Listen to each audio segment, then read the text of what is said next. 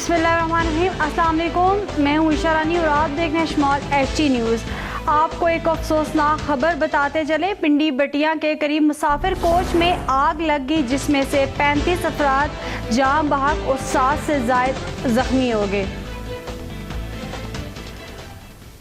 Rescue काम के मुताबिक मुसाफिर कोच कराची से इस्लामाबाद जा रही थी कि हादसा पेश आ गया, जबकि पिकअप वैन डीजल लेके जा रही थी। रेस्क्यू काम के मुताबिक मुसाफिर कोच में 40 से ज़ायद मुसाफिर सवार थे। पुलिस का कहना है कि जान बाग अफराद में ख़वातीन और बच्चे भी शामिल हैं, जबकि अक्सर जख्मियों की हालत तशवीशनाक बताई जा रही है। आपको एक अफसोसनाक खबर बताते चलें। पिंडी बटिया के करीब मुसाफिर कोच को आग लग गई, जिसमें 35 अफराद जान बहक हो गए और 7 अफराद जख्मी।